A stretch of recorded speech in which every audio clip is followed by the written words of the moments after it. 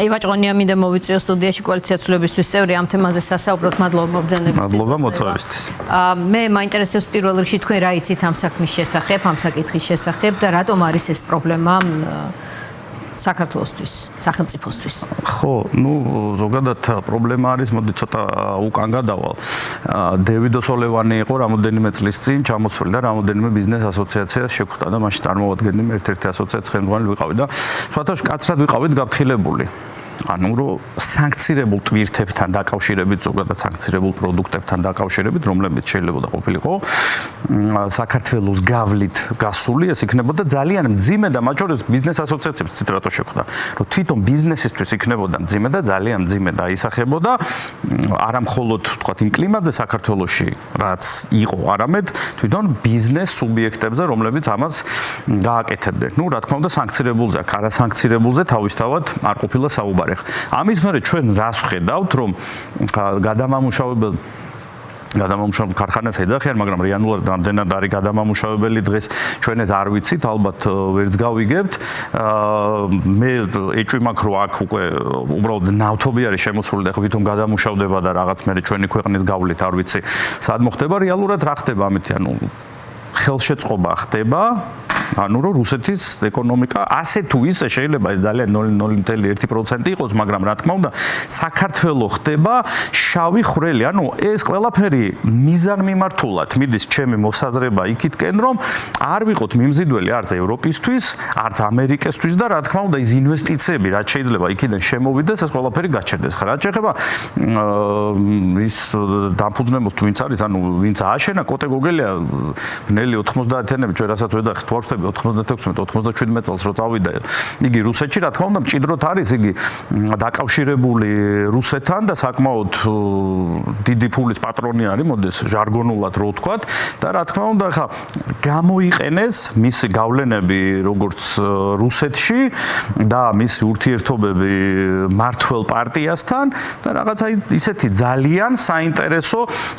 შავი ხვრელი, ესე რო ვთქვათ, გამოაწყვეს. ხა ეს ხდება იმ დროს, როდესაც შეგვიძლია ბატონო ამას დავარქვათ ოფიციალური შავი ხვრელი. არა, ეს ოფიციალური შავი ხვრელი, არა, მე ეგრეთ წოდებული გაპრავებული შავი. კი, გადასარევად ახსენეთ, რა თქმა უნდა, იმიტომ რომ მაგას სპეციალურად ხდება ეს ყველაფერი, ესე იგი იმ ფონზე, როდესაც შტატების პრეზიდენტი ინდოეთში ჩადის, თხოვს, რომ შეამციროს შესყიდვა და ამას ინდოეთი თანხმდება. ამ დროს ჩვენ აქ რაღაცა არ ვიცი, ეს პატარა ქვეყანა პირიქით ხელს უწყობთ გადამამუშავებელს. ვაკეთებთ, რომ რუსეთიდან მივიღოთ ნედლი ნავთობი, გადავამუშავოთ და შემდეგ არ ვიცი გავყიდოთ. ეს შავი ხვრელი მხოლოდ როგორც თქვენ ბძანეთ, ჩვენ არ ვიცით იქ რა იქნება ხო ამ ქარხანაში, მაგრამ ეს შესაძლოა იქცეს თუ არა გამდარად უბრალოდ. შემოვიდა საქართველოში ნავთობი და გაიარა სხვაგან სხვადასხვა თქვენ არ მოგეცემათ ამის საშუალება, ხა ჟურნალისტებს იქ თავისთავად არ შეუშვებენ, რომ პროცესი ნახონი გადამუშავება მოხდა, არ მოხდა, მაგრამ არის იმის საფუძვლიანი ეჭვი, რომ ეს პირდაპირ შემოვიდა, ეს ეგრეთ წოდებული რაღაც გადასამუშავებელი რაღაც, მაგრამ მე ვფიქრობ, რომ ეს პირდაპირ უკვე ისეთი გამზადებული ნავთობია, რომელიც სხვა ქვეყანაში გავა ჩვენი გავლით ალბათ. რაღაცა სქემაზე ლაპარაკი. აქ სანქცირებული ტვირთი არ შემოსულა და გემი რომელმაც შემოიტანა არ ყოფილა სანქცირებული და ასე შემდეგ. და ეს პრობლემა ამ პროცესში არ არის და რახან ყველაფერი რიგზია ამ ხრივ თითქოს და პრობლემაც არსად არის. აი ამას როგორ შეაჩერებთ? არა, ამას ეხლა რა საუბრობენ საერთოდ დღეს რეალობას რო არიან ნაცდენილი კიდევ ერთხელ ცხადყოს ზოგადად რაც ხდება, რომ ეხლა პირბადების გამო 15 დღეს აჯელს იხდიან და კორუფციის გამო პრემიერი სახში გაუშვეს. ეს ხო წარმოუდგენელი, ამიტომ ხა ის განცხადებები უკვე რაც კეთდება ქართული ოცნების წარმომადგენლების მხრიდან, რომლებიც ეგრეთ წოდებული სახელმწიფო აქვს დაკომპლექტებული, რომელიც ვიტყოდი რომ მითვისებული აქვს, უკვე არაადეკვატურია და თავისთავად, მიზანმიმართულად მიდის ჩვენი ქვეყნის გაშავება, მიზანმიმართულად მიდის ის, რომ ჩვენი ქვეყანა მიმზიდველი არ იყოს ინვესტიციებისთვის, მიმზიდველი არ იყოს, რა თქმა უნდა,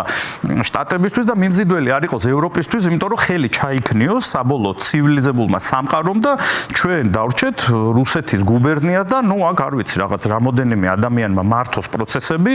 მათ როგორც უნდათ, მაგრამ ამას შეიძლება მოხდეს სანქციები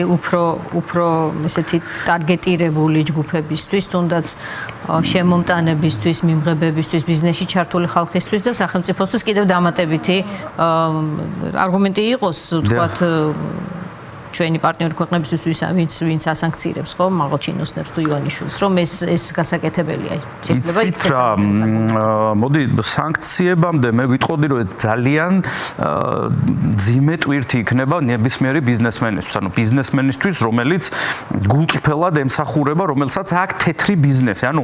მათთვის ეს ყველაფერი რაც ჩვენ შავ ხვრელად წარმოგვაჩენს ეს კორუფცია იქნება აქ ფულის გათეთრება რომელიც იყო დაახლოებით 2 მილიარდ ლარზე მეტი ვთქვათ აი ეს კომბინაციები რაც ეხლა ხდება ნავთობთან დაკავშირებით ანუ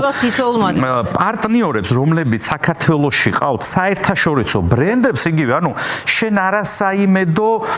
ანუ ხედავ რომ არასაიმედო ქვეყანაში უწევთ ოპერირება რაც ძალიან ცუდია იმიტომ რომ საქართველო იყო ერთ-ერთი წარმატებული ვიტყოდი პოსტსაბჭოთა სივრცეში ანუ ჩვენ რეგიონალური მართლა ცენტრი ვიყავით და არაერთ საერთაშორისო ბრენდი პირველად საქართველოს შემოვიდა სასტუმროების სახით ვიტყვით პირობითად რომლებიც შემოვიდნენ აქ ვისაუბრებთ არაერთ კიდე საერთაშორისო ბრენდზე რომლის წარმომადგენლობაც იყო რომელიც სასომხეთს და აზერბაიჯანს ფარავდა ანუ ფაქტიურად რეპუტაციულად დღეს ჩვენ კავკასიაში ჩამოშლილები ვართ ანუ და უკან და ანუ იქ როდესაც ის პროცესები რომელიც აზერბაიჯანს და სომხეთს შორის იყო და საქართველოს ხელს უწყობდა რომ მოწინავე ყოფილიყო და ჩვენი მიმართულება მხოლოდ და მხოლოდ იყო კორუფციასთან ბრძოლა ნულოვანი ტოლერანტობა ამ მიმართულებით რაც ვფიქრობ რომ ძალიან კარგი იყო მაშინ და ქვეყანა გადაარჩინა და ევროპული მომავალი გაუხსნა დღეს ფაქტიურად ხდება ამის დახშობა და მინდა თქვენ ეთერის საშუალებით მოუწოდო ყველა იმ ბიზნესმენს რომელიც ლეგალური ბიზნესით არის საქართველოში წარმოადგენენ რომლებიც საერთაშორისო ბრენდებს წარმოადგენენ ნებისმიერი ისეთი შემთხვევა თქვა რაც დღეს ხდება რომ საქართველო ხდება შავი ხვრელი არის თქვენთვის დამაზიანებელი და საბოლოო ჯამში ჩვენ აქ ყველაფერს დავკარგავთ გავხდებით რუსეთ დამოკიდებული ქვეყანა ისედაც მინდა გითხრათ რომ საკმაოდ ვარ დამოკიდებული მიჯაჭვული ვართ რუსეთზე გინდა სოფლის მეურნეობის პროდუქცია ვიყოთ რომელიც ექსპორტზე განდის გინდა ღვინო ავიღოთ საკმაოდ ვართ მიჯაჭვული და გინდა იმპორტი ავიღოთ როდესაც ყველაფერი აბსოლუტურად ну იგივე ხორბალი ფქვილი შემოდის ანუ ფქვილი რუსული იგივე ფასი არის იქ შემთხვევაში შეიძლება უფრო იაფი იყოს ვიდრე ხორბალი წიწიბურა შაქარი ზეთი არ ვიცი ბევრი რამე ასე რომ არ ვიცი შეიძლება ძალიან ბევრი რამე სამწუხაროდ თუ ეს პროცესები ესე გაგრძელდა მოგვენატროს და რეალურად ჩვენ დღეს ამ 2 დღის განმავლობაში რასაც უყურებთ ანუ აქ რაღაცა ვითომ ვიძახდით რომ ბელორუსია არასდროს არ იქნება არა ბელორუსია არ არის ბელორუსიას გაუსწარეთ უკვე დიდი ხანია და არ შემიძლია არ გამოვეხმაურო და არ მოუწოდო ეგრეთ წოდებულ სახალხო დამცველს რომლის ხელფასის 14000 ლარი გამოვიდეს და ხალხს დაუდგეს ლევან სირცხვილია ახალგაზრდა კაცი ხარ და რეპუტაციულად ძალიან მძიმე დაისახება შენზე ასე რომ დაუდექი ხალხს გვერდზე რეალურად მადლობთ მივაჭყონია სუსმენთ მადლობა მოწვევისთვის წევრს